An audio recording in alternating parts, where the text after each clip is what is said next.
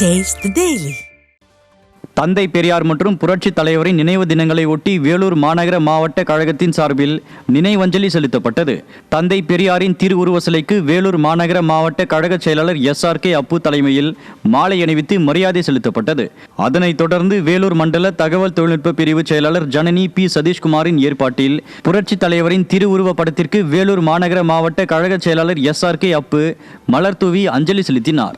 இதனைத் தொடர்ந்து ஏழை எளிய மக்கள் திரளானோருக்கு அன்னதானம் வழங்கப்பட்டது.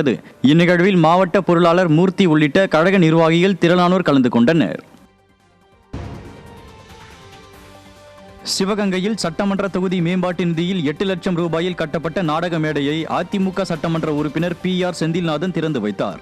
CP காலனியில் அம்மன் கோயில் அருகே நடைபெற்ற விழாவில் நகர செயலாளர் ராஜா, வார்டு செயலாளர் சசிகுமார் உள்ளிட்ட ஏராளமான கழக நிர்வாகிகள், பொதுமக்கள் பலர் உற்சாகத்துடன் பங்கேற்றனர். விழாவில் பேசிய அதிமுக சட்டமன்ற உறுப்பினர், ஸ்டாலின் ஆட்சியில் போதை, வன்முறை கலாச்சாரம் தலை தூக்கியுள்ளதாகவும் அம்மாவின் ஆட்சி அமைய மக்கள் ஆதரவளிக்க வேண்டும் எனவும் பேசினார்.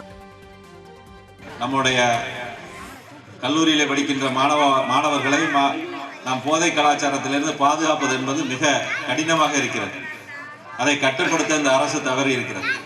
அதே மாதிரி வன்முறை கலாச்சாரம், கொலை கொள்ளை எங்கு பார்த்தாலும் மிகப்பெரிய அளவிலே இந்த 5 ஆண்டு காலத்தில் 4.5 ஆண்டு காலத்தில் எங்கு பார்த்தாலும் நடைபெற்றுக் கொண்டிருக்கிறது.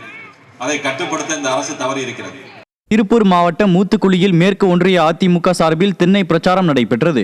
வட்டாளபதி கிராமம், பாரதி நகர், சின்ன கவுண்டன் வலசு உள்ளிட்ட பகுதி மக்கள் பங்கேற்ற இப்பிரச்சாரம் பெருந்துறை சட்டமன்ற உறுப்பினர் S. ஜெயக்குமார் தலைமையில் ஒன்றிய செயலாளர் தனசேகர் மற்றும் பொதுக்குழு உறுப்பினர் கண்ணம்மாள் ராமசாமி ஆகியோர் முன்னிலையில் நடைபெற்றது.